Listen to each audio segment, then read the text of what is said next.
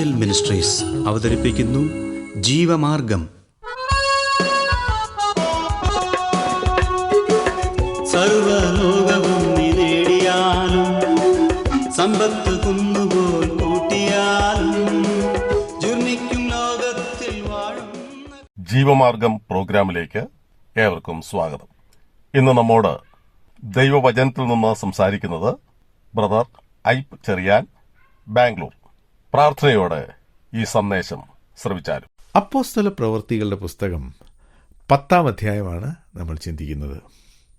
കഴിഞ്ഞ ആഴ്ച യഹൂദനല്ലാത്ത യഹൂദന്മാരെ അടക്കി ഭരിക്കുന്ന റോമൻ പട്ടാളത്തിലെ ഒരു ഓഫീസർക്ക് ദൈവദൂതൻ പ്രത്യക്ഷനായതിനെക്കുറിച്ചാണ് നാം വായിച്ചത്. കൊർനെല്യസ് എന്നാണ് അയാളുടെ പേര്. ആ ആളുകളുടെ പ്രാർത്ഥനയും ഭക്തിയും നന്മ പ്രവൃത്തികളും എല്ലാം സ്വർഗത്തിലെത്തി എന്ന് വെച്ചാൽ ദൈവം അത് അംഗീകരിച്ചു.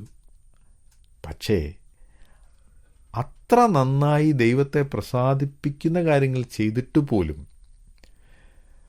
കൊർനെല്യോസിന് സുവിശേഷം കേൾക്കുകയും അത് വിശ്വസിക്കുകയും മാനസാന്തരപ്പെടുകയും ചെയ്യേണ്ട ആവശ്യമുണ്ടായിരുന്നു. അതുകൊണ്ട് ആ ദൂതൻ കൊർനെല്യോസിനോട് പറഞ്ഞു, നീ യോപ്പയിലുള്ള ശിമോൻ എന്നയാളെ വിളിച്ച് അയാൾ പറയുന്നത് നീ കേൾക്കണം. ഈ ദൂതൻ പത്രോസ് താമസിക്കുന്ന സ്ഥലത്തിൻ്റെ അഡ്രസ്സ് തന്നെ ഈ കൊർനെല്യോസിന് കൊടുത്തു. ഇനി നമുക്ക് 10-ാം അധ്യായം 9 മുതലുള്ള വാക്യങ്ങൾ വായിക്കാം. ഞാനത് വായിക്കുന്നത് ശ്രദ്ധിക്കൂ. അപ്പോസ്തല പ്രവൃത്തി 10:9 മുതൽ.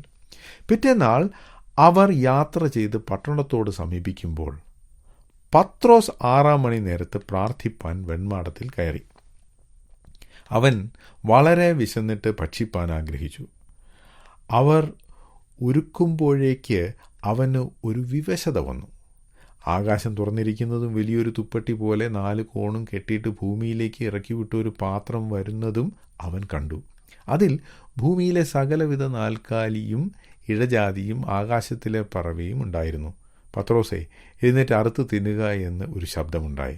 അതിന് പത്രോസ്, ഒരിക്കലും പാടില്ല കർത്താവേ, മലിനമോ അശുദ്ധമോ ആയതൊന്നും ഞാൻ ഒരു നാളും തിന്നിട്ടില്ലല്ലോ. ആ ശബ്ദം 2-ാം പ്രാവശ്യം അവനോട്, ദൈവം ശുദ്ധീകരിച്ചത് നീ മലിനമെന്ന് വിചാരിക്കരുത് എന്ന് പറഞ്ഞു.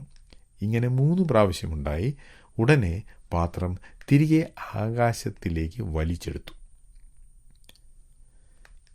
ഇവിടെ പത്രോസിനൊരു ദർശനമുണ്ടായ കാര്യമാണ് നാം വായിച്ചത്. ആദ്യം കൊർനെല്യോസിനൊരു ദർശനമുണ്ടായി, ഇപ്പോൾ പത്രോസിന്. ആദ്യം ദർശനമുണ്ടായത് കൊർനെല്യോസിനാണ്. കൊർനെല്യോസ് ഒരു പട്ടാളക്കാരനെയും തൻ്റെ 2 വേലക്കാരെയും കൂടെ പത്രോസിനടുത്തേക്ക് അയച്ചിരിക്കുകയാണ്. ചിലർ പറയുന്നത് പത്രോസിനെ എടുത്തുകൊണ്ട് വരാൻ വേണ്ടിയാണ് ഈ അടിമകൾ പട്ടാളക്കാരനെയും അയച്ചത് എന്നാണ്. എനിക്കറിഞ്ഞുകൂടാ, ഒരുപക്ഷെ ശരിയായിരിക്കും. ഈ 2 ദിവസത്തിന് ശേഷം ഉച്ച സമയത്ത് പത്രോസ് താൻ താമസിക്കുന്ന വീടിൻ്റെ റൂഫിലേക്ക് കയറിപ്പോയി. പ്രാർത്ഥിക്കുവാൻ വേണ്ടി പോയതാണ്. അവിടെ വെച്ച് തനിക്ക് ഒരു ദർശനമുണ്ടായി. അക്കാലത്തുള്ള വീടുകൾ, മിഡിൽ ഈസ്റ്റിലുള്ള വീടുകളുടെ റൂഫിൽ പോവുക എന്ന് പറഞ്ഞാൽ പകല് വലിയ ചൂടായിരിക്കും. അതുകൊണ്ട് അവർ പന്തൽ പോലെ ഒരു സാധനം അവിടെ ഉണ്ടാക്കും. 4 കമ്പയിലൊരു തുണി കെട്ടും. അതൊരു പന്തൽ പോലെ ഇരിക്കുമല്ലോ. അപ്പോൾ അത് ഇങ്ങനെ വലിച്ചു കെട്ടുമ്പോൾ അതിൻ്റെ നടുഭാഗം ഇങ്ങനെ കുഴിഞ്ഞിരിക്കും. അതിനെയാണ് അവിടെ വെൺമാടം എന്ന് പറഞ്ഞിരിക്കുന്നത്. അതിനടിയിലാണ് പത്രോസ് പോയിരുന്നത്. താൻ പ്രാർത്ഥിക്കുവാനായിട്ടാണ് പോയത്. എന്നാൽ താൻ പ്രാർത്ഥിച്ചുകൊണ്ടിരുന്നപ്പോൾ തനിക്ക് വിശന്നു എന്ന് വായിക്കുന്നു. പ്രാർത്ഥനയും വിശപ്പുമായിട്ട് വലിയ ബന്ധമുണ്ട്. നമുക്ക് പ്രാർത്ഥിക്കണമെന്ന് തോന്നി നാം പ്രാർത്ഥിക്കാനിരുന്നാൽ നമുക്ക് ആദ്യം തോന്നുന്ന വിശപ്പായിരിക്കും. അപ്പോൾ അതുകൊണ്ട് ഉപവാസ പ്രാർത്ഥന എന്ന് പറയുന്നൊരു നല്ല ആശയമാണ്. പ്രാർത്ഥിക്കാൻ നമ്മൾ തീരുമാനിച്ചാൽ, എന്നാൽ ഇന്ന് ഭക്ഷണം വേണ്ട, വിശന്നാലും കഴിക്കുന്നില്ല എന്ന് തീരുമാനിച്ചാൽ നമുക്ക് പ്രാർത്ഥനയിൽ ജാഗരിക്കാൻ സാധിക്കും. മാത്രമല്ല, വയറ് നിറച്ച് ഭക്ഷണം കഴിച്ചിട്ട് പ്രാർത്ഥിക്കാനിരുന്നാൽ എന്താണ് ഉണ്ടാവുക എന്ന് ഞാൻ പറയണ്ടല്ലോ. ഉറക്കവും കുറുക്കം വലിയുമാണ് ഉണ്ടാവുക. ഏതായാലും ഉച്ചയ്ക്ക് 12 മണി സമയത്ത് പത്രോസ് അപ്പോസ്തലൻ ഈ വെൺമാടത്തിൽ ഈ പന്തൽ പോലെയുള്ള സ്ഥലത്തേക്ക് കയറി. താൻ അവിടെ വിശന്ന് ഇരിക്കുകയാണ്. ഭക്ഷണം അവരുണ്ടാക്കുന്നേ ഉള്ളൂ. ആ സമയത്ത് തനിക്കൊരു വിവശത വന്നു. ഒരുപക്ഷെ ഒരു ട്രാൻസ് വന്നു കാണും. ഏതായാലും അവിടെ വെച്ചാണ് തനിക്കൊരു ദർശനമുണ്ടായത്. ആ ദർശനത്തിൽ താൻ കാണുന്നത് 4 കോണും കെട്ടി തുപ്പട്ടി പോലെ എന്നാണ് നമ്മുടെ വായിക്കുന്നത്. അത് വാസ്തവത്തിൽ ഈ പന്തല് പോലെയുള്ള തുണിയുണ്ടല്ലോ, അതുപോലെയുള്ള ഒരു സാധനമാണ് കണ്ടത്. അപ്പോൾ താൻ ജീവിതത്തിൽ തൻ്റെ സാഹചര്യത്തിൽ കണ്ട കാര്യങ്ങളാണ് ഈ ദർശനത്തിലും ദൈവം കാണിക്കുന്നത്. അതുമായി വളരെ ബന്ധമുള്ളതാണ്. അത് നമുക്ക് വളരെ വ്യക്തമായിട്ട് ഇവിടുന്ന് മനസ്സിലാവും. അപ്പോൾ ആ പന്തൽ പോലെയുള്ള ഒരു തുപ്പട്ടി അല്ലെങ്കിൽ ഒരു തുണി കെട്ടിയിട്ട് അതിൽ ഈ ലോകത്തിലുള്ള സകലവിധ മൃഗങ്ങളുമുണ്ട്. അതിനെയാണ് ഇറക്കി കാണിക്കുന്നത്. പത്രോസ് എവിടെയാണ് താമസിക്കുന്നത്? തോൽക്കൊല്ലൻ എന്ന് പറഞ്ഞാൽ ടാനർ. ഈ മൃഗങ്ങളെ കശാപ്പ് ചെയ്തിട്ട് അതിൻ്റെ തൊലി കൊണ്ട് ലെതർ ആക്കി മാറ്റുന്ന ആ ജോലിയാണ് തോൽക്കൊല്ലൻ്റെ ജോലി. അപ്പോൾ ഈ താമസിക്കുന്ന സ്ഥലത്തിനടുത്ത് തന്നെ ഒരു സ്ലോട്ടർ ഹൗസ്, ഒരു കശാപ്പ് കടയുണ്ട്. അവിടെ മൃഗങ്ങളെ കൊല്ലുന്നുണ്ട്. അവിടെ മൃഗങ്ങളെ കൊല്ലുന്നത് ഭക്ഷണത്തിന് വേണ്ടിയാണ്. അപ്പോൾ തനിക്ക് വിശക്കുന്നുണ്ട്, ഭക്ഷണത്തിന് വേണ്ടി കാത്തിരിക്കുകയാണ്. ഈ തുപ്പട്ടി പോലെയുള്ള ഈ രൂപം ഇവിടെ ഓൾറെഡി ഉണ്ട്. അപ്പോൾ കാണിച്ച ദർശനത്തിൽ മൃഗങ്ങൾ ഈ തുപ്പട്ടിയിൽ ഇറങ്ങി വരുന്നതാണ് കാണിക്കുന്നത്. ഭൂമിയിലെ സകലവിധ നാൽക്കാലിയും ഇഴജാതിയും ആകാശത്തിലെ പറവയും ഉണ്ടായിരുന്നു.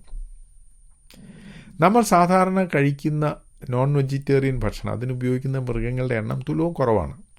യഹൂദന്മാരെ സംബന്ധിച്ചിടത്തോളം അതിലും കുറവാണ്. കാരണം യഹൂദന് കൊഞ്ചോ ചെമ്മീനോ കഴിക്കാൻ സാധിക്കില്ല, ഞണ്ട് കഴിക്കാൻ സാധിക്കില്ല. എന്തിന്? അയലയോ ചെതുമ്പലില്ലാത്ത മറ്റ് മത്സ്യങ്ങളോ ഒന്നും അയാൾക്ക് കഴിക്കാൻ സാധിക്കില്ല.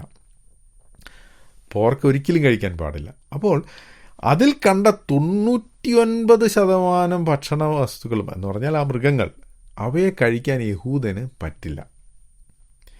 യഹൂദന്മാർ അവരുടെ കുട്ടികൾ ജനിക്കുമ്പോൾ അവരെ ആദ്യം ബൈബിളിൽ നിന്ന് പഠിപ്പിക്കുന്ന പുസ്തകം ലേവ്യ പുസ്തകമാണ്. നമുക്ക് പലർക്കും വായിക്കാൻ തന്നെ ബുദ്ധിമുട്ടുള്ള ആ ലേവ്യ പുസ്തകം എന്തുകൊണ്ടാണ് ഈ കുട്ടികളെ പഠിപ്പിക്കുന്നതെന്നറിയാമോ? ആ പുസ്തകത്തിലാണ് വിശുദ്ധമായതെന്താണ്, സാധാരണമായതെന്താണ്, അശുദ്ധമായതെന്താണ് എന്ന് എഴുതിയിരിക്കുന്നത്. അപ്പോൾ ഒരു കുട്ടിയെ ചെറുപ്പത്തിൽ തന്നെ അവൻ കഴിക്കാവുന്നതെന്താണ്, കഴിക്കാൻ പാടില്ലാത്തതെന്താണ്, തൊടാൻ പോലും പാടില്ലാത്തതെന്താണ് എന്ന് പഠിപ്പിക്കുന്നു. അതുപോലെ തന്നെ ആളുകളുടെ കാര്യത്തിലും ആരോടൊക്കെ നിനക്ക് സംസർഗമാകാം, ആരോടൊക്കെ നിനക്ക് സംസർഗം പാടില്ല, ആരെ നീ പടിക്ക് പുറത്ത് നിർത്തണം, അല്ലെങ്കിൽ 10ാം തലമുറ പോലും അടുത്ത് വരരുത് എന്ന നിലയിൽ പുറത്താക്കേണ്ടത് ആരാണ്? ഈ കാര്യങ്ങൾ ചെറുപ്പത്തിൽ തന്നെ പഠിപ്പിക്കും. നമുക്കറിയാം, നമ്മൾ ഓരോരുത്തരും അങ്ങനെയാണ് ചെറുപ്പത്തിൽ പല കാര്യങ്ങളും പഠിച്ചത്. പക്ഷേ ഈ ദർശനത്തിൽ പത്രോസിനോട്, പത്രോസേ എഴുന്നേറ്റ് അറുത്ത് തിന്നുക എന്ന് സ്വർഗത്തിൽ നിന്നൊരു ശബ്ദമുണ്ടായി. അപ്പോൾ പത്രോസിന് ഒരു കാര്യം അറിയാമായിരുന്നു, ഈ ശബ്ദം കേൾക്കുന്നത് കർത്താവിൽ നിന്നാണ്. അതുകൊണ്ടാണ് ഒരിക്കലും പാടില്ല കർത്താവേ എന്നാണ് പറഞ്ഞത്. അല്ലാതെ ഇതൊരു പിശാച് കൊണ്ടുവന്ന ദർശനമാണെന്നൊന്നും പത്രോസിന് തോന്നിയില്ല. ഒരിക്കലും പാടില്ല കർത്താവേ. അപ്പോൾ അത് കേട്ടപ്പോൾ വീണ്ടും ഒരു പ്രാവശ്യം കൂടെ ആ ശബ്ദം വരികയാണ്, ദൈവം ശുദ്ധീകരിച്ചത് നീ മലിനമെന്ന് വിചാരിക്കരുത്. ഈ ഒരിക്കലും പാടില്ല കർത്താവേ. ഒരാളെ നാം കർത്താവ് എന്ന് വിളിക്കുന്നുണ്ടെങ്കിൽ അദ്ദേഹം പറയുന്ന കാര്യങ്ങൾ അനുസരിക്കാൻ നമ്മൾ ബാധ്യസ്ഥനാണ്. അല്ലാതെ തിരിച്ച് നോ പറയുകയും പിന്നെ കർത്താവ് എന്ന് വിളിക്കുകയും ചെയ്യുന്നത് ശരിയല്ല. എന്നാൽ പത്രോസ് അത് പലപ്പോഴും ചെയ്തിട്ടുണ്ട്. യേശു തൻ്റെ ക്രൂശ് മരണത്തെക്കുറിച്ച് ശിഷ്യന്മാരോട് പറഞ്ഞപ്പോൾ പത്രോസ് എന്താ ചെയ്തത്? കർത്താവിനെ വിളിച്ച് മാറ്റി നിർത്തിയിട്ട് പറഞ്ഞു, കർത്താവെ അങ്ങനെ ഒരിക്കലും നിനക്ക് സംഭവിക്കരുത്. കർത്താവായ യേശു ക്രിസ്തു പത്രോസിൻ്റെ ശിഷ്യന്മാരുടെ കാല് കഴുകിയപ്പോൾ പത്രോസിൻ്റെ കാല് കഴുകാൻ വന്നപ്പോൾ വീണ്ടും താൻ പറഞ്ഞു, കർത്താവ് ഒരിക്കലും നീ എൻ്റെ കാല് കഴുകരുത്. ഇത് പത്രോസ് പറഞ്ഞ് പഠിച്ച ഒരു കാര്യമാണ്. പക്ഷേ നമ്മളും പലപ്പോഴും ഇത് ചെയ്യാറുണ്ട്. കർത്താവെ അങ്ങനെ ചെയ്യരുത്, കർത്താവ് ഇങ്ങനെ വേണം നീ ചെയ്യാൻ. കർത്താവിനോടാണ് നാം പ്രാർത്ഥിക്കുകയോ സംസാരിക്കുകയോ ചെയ്യുന്നതെങ്കിൽ അവിടുന്ന് എന്ത് പറയുന്നത് ഞാൻ അനുസരിക്കാം എന്ന ഒരു മനോഭാവമാണ് വേണ്ടത്.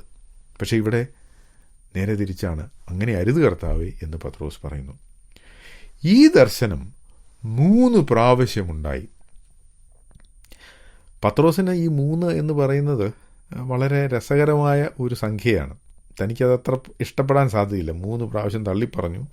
മീൻ പിടിക്കാൻ പോയപ്പോൾ 150 മീനല്ല 153 മീൻ ആണ് കിട്ടിയത്. പിന്നെ കർത്താവ് 3 പ്രാവശ്യം ചോദിച്ചു, നിനക്ക് എന്നോട് പ്രിയമുണ്ടോ? ഇവിടെ ഈ ദർശനവും 3 പ്രാവശ്യം കാണിച്ചു. അപ്പോൾ പത്രോസിന് കാര്യം മനസ്സിലായോ എന്നെനിക്ക് ഉറപ്പില്ല. പക്ഷേ ദൈവം വളരെ വ്യക്തമായി തന്നോട് ഈ കാര്യം പറയുന്നു എന്ന് മനസ്സിലായി. പക്ഷേ ഇതെന്തിനാണിത് പറഞ്ഞത് എന്ന് പത്രോസിന് ഇപ്പോഴും മനസ്സിലായിട്ടില്ല. താൻ അതിനെക്കുറിച്ച് ചിന്തിച്ചു കൊണ്ടിരിക്കുകയാണ്. ആ സമയത്താണ് കൊർന്നല്യോസ് അയച്ച ആളുകൾ വരുന്നത്. നമുക്കതിനെക്കുറിച്ച് അടുത്ത ആഴ്ച ചിന്തിക്കാം. ഈ സന്ദേശം ശ്രദ്ധിച്ച എല്ലാ പ്രിയപ്പെട്ടവർക്കും കർത്തൃനാമത്തിൽ നന്ദി. ബൈബിൾ കറസ്പോണ്ടൻസ് കോഴ്സിൽ ചേർന്ന് പഠിക്കുവാൻ ആഗ്രഹിക്കുന്നവർ മേൽവിലാസം അയച്ചു തന്നാലും പ്രാർത്ഥനാ വിഷയങ്ങളും അറിയിക്കുമല്ലോ.